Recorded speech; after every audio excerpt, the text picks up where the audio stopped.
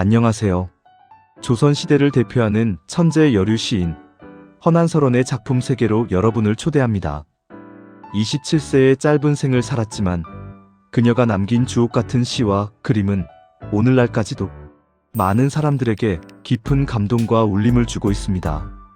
오늘은 허난설원의 생애와 그녀의 뛰어난 예술적 재능이 고스란히 담겨있는 작품들을 하나하나 자세히 살펴보는 시간을 갖겠습니다. 그녀의 작품이 어떻게 시대의 아픔과 개인의 고뇌를 넘어 영원한 아름다움으로 승화되었는지 함께 탐구해 보시죠. 이 여정은 단순히 옛 시인의 발자취를 더듬는 것이 아니라 한 인간의 고통과 인내, 그리고 창조적 정신이 어떻게 불멸의 예술로 꽃피울 수 있었는지 깊이 이해하는 시간이 될 것입니다. 그녀의 시 한 구절, 그림 한 폭에서 우리는 시대를 초월한 인간 본연의 감정과 지혜를 발견하게 될 것입니다. 허난설원은 본명이 초희이고 자는 경번, 호는 난설원입니다. 1563년에 태어나 1589년에 세상을 떠난 그녀는 조선 중기를 대표하는 문인이자 예술가였습니다. 뛰어난 재능을 타고났지만 당시 여성에게 허락되지 않는 시대적 제약과 불행한 결혼, 생활로 인해 많은 고통을 겪었습니다. 이러한 고통 속에서도 그녀는 붓을 놓지 않고 자신의 감정과 생각을 작품으로 승화시켰습니다. 그녀의 오빠는 유명한 문장가인 허봉이었고 동생은 조선 후기 최고의 사상가로 평가받는 허균이었으니 그야말로 당대 최고의 명문가에서 태어났다고 할 수 있습니다. 이러한 환경은 그녀가 어린 시절부터 학문과 예술을 접할 수 있는 좋은 기회가 되었고 그녀의 천부적인 재능을 더욱 빛나게 하는 배경이 되었습니다. 특히 허봉은 그녀의 문학적 재능을 일찍이 알아보고 적극적으로 지지해 주었으며 그녀가 다양한 서적을 접하고 시를 쓰는데 중요한 역할을 했습니다. 허균 또한 누이의 재능을 깊이 존경했고 훗날 그녀의 유작들을 정리하고 간행하는 데 결정적인 기여를 하게 됩니다. 이처럼 명망 있는 집안에서 태어나 뛰어난 교육을 받을 수 있었던 것은 그녀에게 큰 행운이었지만 동시에 당시 사회가 여성에게 요구하던 역할과 이상 사이의 괴리 속에서 끊임없는 내적 갈등을 겪어야 했습니다. 그녀는 주어진 환경 속에서 자신의 재능을 꽃피우려 했지만 시대를 앞서간 여성으로서의 고뇌는 그녀의 삶과 작품 전반에 깊은 그림자를 드리웠습니다. 허난설원의 작품 세계를 이야기할 때 가장 먼저 언급해야 할 것은 바로 난설원 시집입니다. 이 시집은 그녀의 동생 허균이 누이의 작품이 잊히는 것을 안타까워하며 직접 엮어 간행한 매우 귀중한 문집입니다. 초간본은 허균이 공주 목사로 있던 1608년에 완성되었고 이후 1692년에 중간본이 간행되어 오늘날까지 전해지고 있습니다. 이 시집에는 210여 수의 시가 수록되어 있으며 부록으로 광안전백 옥루상량문과 목유광상산시서와 같은 산문 작품들도 함께 실려 있습니다.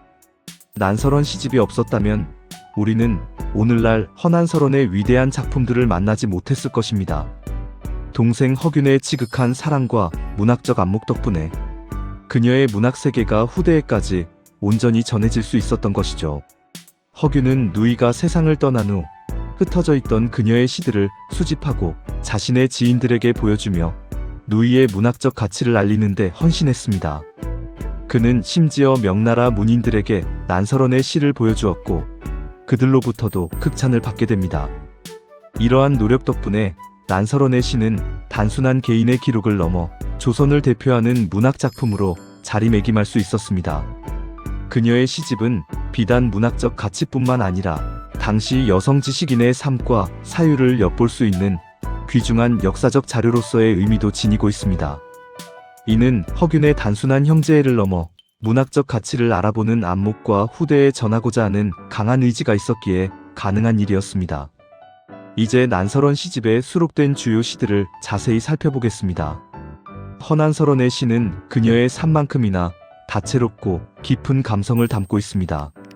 먼저 유선시는 신선 세계를 유람하는 듯한 상상력을 발휘한 작품으로 현실의 고통을 초월하려는 그녀의 염원이 담겨 있습니다. 이 시는 현실의 속박에서 벗어나 자유로운 이상 세계를 꿈꾸는 그녀의 내면을 잘 보여줍니다. 덧붙여 유선 씨는 단순히 환상적인 세계를 그리는 것을 넘어 답답하고 억압적인 현실 속에서 정신적인 해방감을 추구하려 했던 그녀의 간절한 소망이 투영되어 있습니다. 신선들이 거니는 무릉도원과 같은 공간은 그녀에게 현실의 고통을 잠시나마 잊게 해주는 안식처이자 이상적인 삶의 모습이었던 것입니다.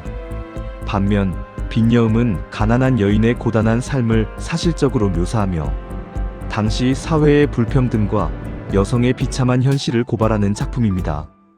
이 시는 단순히 개인의 불행을 노래하는 것을 넘어 시대적 아픔을 보편적인 인간의 고통으로 확장시켜 보여줍니다. 빈여음 속에서 우리는 실과 바늘로 고단한 삶을 이어가는 여인의 모습을 통해 사회의 가장 낮은 곳에서 소외되고 억압받던 여성들의 목소리를 듣게 됩니다. 이는 허난서론이 개인적인 고통에만 매몰되지 않고 약자들의 삶에 대한 깊은 공감과 연민을 가지고 있었음을 보여주는 중요한 증거입니다. 가장 비극적인 시 중 하나인 곡자는 어린 자녀를 먼저 떠나보낸 어머니의 절절한 슬픔과 고통을 담고 있습니다. 이 시는 허난서론이 실제로 두 자녀를 잃은 비극적인 경험을 바탕으로 쓰여진 것으로 알려져 있습니다. 자식을 잃은 부모의 비통한 심정이 너무나 생생하게 묘사되어 읽는 이로 하여금 깊은 공감을 불러일으킵니다. 곡자는 단순한 슬픔을 넘어 살아남은 자의 죄책감과 절망, 그리고 다시는 돌이킬 수 없는 상실감에 대한 처절한 절규를 담고 있습니다. 지난해에는 귀여운 딸을 잃고 올해에는 사랑스러운 아들을 잃었네. 외로운 무덤 옆에는 푸른 산만 깊이 솟아있고 밤마다 부는 바람은 뼈를 깎는 듯 차갑네와 같은 구절에서는 자식을 잃은 어머니의 가슴 찢어지는 심정이 고스란히 느껴집니다. 이는 개인의 비극을 넘어 모든 인간이 피할 수 없는 생로병사의 고통과 직면했을 때의 보편적인 슬픔을 담아내고 있어 시대를 초월한 감동을 선사합니다. 망선유와 동선유는 신선 사상에 대한 그녀의 깊은 관심과 이상향에 대한 동경을 담고 있으며 이는 현실의 고통에서 벗어나 영적인 위안을 찾으려 했던 그녀의 노력을 보여줍니다. 견응은 답답한 현실 속에서도 자유로운 정신을 추구하려는 의지를 엿볼 수 있습니다. 이 시는 억압적인 시대 상황 속에서도 자신의 내면의 자유를 지키려 했던 그녀의 강인한 정신을 드러냅니다. 춘일유에는 봄날의 정취를 느끼면서도 마음 한편에 자리한 회한과 쓸쓸함을 표현한 시이며 이는 계절의 아름다움 속에서도 쉽사리 지워지지 않는 내면의 그림자를 나타냅니다. 차중식연성화문과 숙자수궁증여관 등은 주변 인물들과의 교류 속에서 느낀 감정들을 섬세하게 그려내고 있습니다. 이러한 시들은 당시 사대부 여성으로서의 일상과 교류를 엿볼 수 있는 중요한 자료가 됩니다. 이 외에도 몽작, 차중시고원망고대운, 송궁인 입도, 제신맹조중, 황제유사천단, 차손내한북리운 등 다양한 주제와 형식을 가진 오원절구, 칠원절구 시들이 그녀의 뛰어난 문학적 역량을 증명하고 있습니다.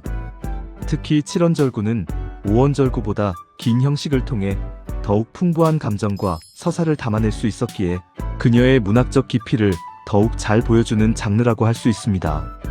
이처럼 허난서론의 시는 짧은 호흡 속에서도 삶의 희로애락과 깊은 사유를 담아내는 압축적인 아름다움을 지니고 있습니다. 허난서론의 문학세계는 시에만 국한되지 않았습니다. 그녀는 가사작품에서도 탁월한 재능을 보여주었습니다. 대표적인 가사작품으로는 원부사와 봉선화가가 있습니다.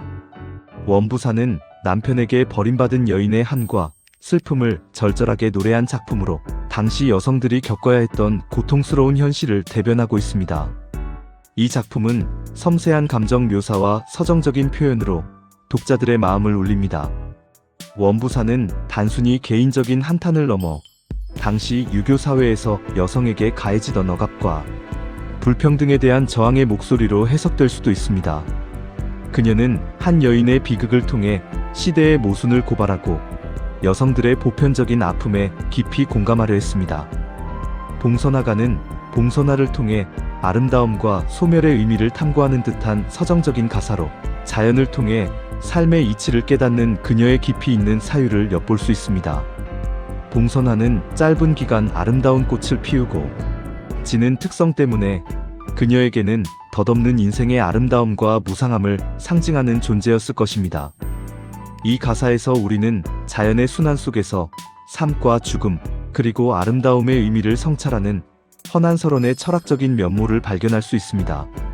이처럼 그녀의 가사 작품들은 시와는 또 다른 형식으로 그녀의 깊은 감수성과 시대인식, 그리고 철학적인 사유를 드러내 보여줍니다.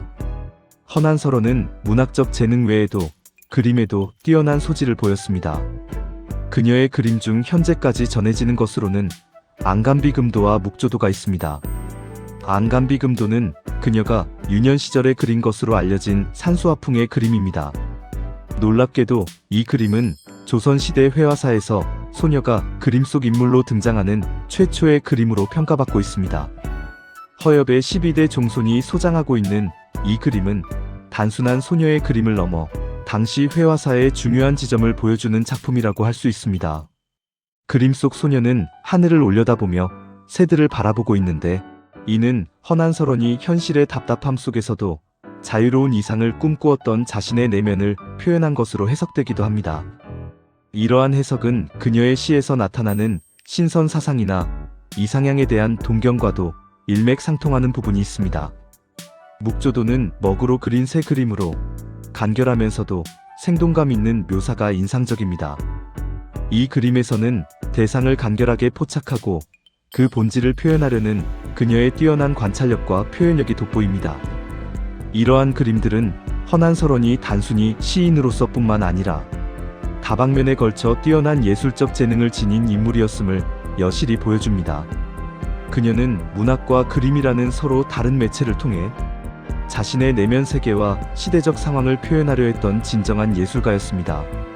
당시 여성에게는 엄격하게 제한되던 예술 활동 영역에서 그녀는 자신만의 방식으로 재능을 꽃피우며 시대를 앞서갔습니다. 허난서론 작품의 가장 큰 특징은 섬세하고 애상적인 분위기입니다. 그녀의 시는 불우한 환경 속에서 느낀 고독과 슬픔, 그리고 여성으로서의 한을 깊이 있게 담아내고 있습니다. 특히 그녀의 작품에서 자주 나타나는 한의 정서는 단순히 개인적인 불행을 넘어 시대적 불합리와 여성의 억압된 삶에서 비롯된 보편적인 정서로 확장됩니다. 그녀의 작품 속에서 한은 때로는 절규로, 때로는 체념으로, 때로는 미세한 떨림으로 표현되며 독자들의 마음을 움직입니다. 또한 그녀의 작품은 신선 사상에 대한 관심과 꿈, 이상향에 대한 동경을 반영하기도 합니다. 현실의 고통 속에서도 끊임없이 자유와 초월을 갈망했던 그녀의 내면 세계가 작품 속에 고스란히 녹아들어 있습니다. 그녀는 억압적인 현실에서 벗어나 정신적인 자유를 추구하며 시와 그림을 통해 이상적인 세계를 창조하고자 했습니다. 이러한 특징들은 그녀의 작품이 단순히 개인적인 감상을 넘어 시대를 초월하여 보편적인 인간의 정서를 건드리는 힘을 가지게 합니다. 그녀의 시는 읽는 이로 하여금 깊은 공감을 불러일으키며 억압된 현실 속에서도 인간이 추구해야 할 가치와 이상이 무엇인지 묻게 합니다. 허난서론의 작품은 동생 허균의 노력으로 세상에 알려졌을 뿐만 아니라 당시 조선을 넘어 중국과 일본에서도 큰 사랑을 받았습니다.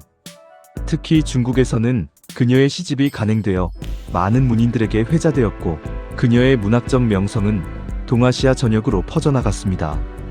이는 허난서론의 작품이 국경을 넘어설 정도로 뛰어난 문학성과 보편적인 감동을 지니고 있었음을 증명합니다.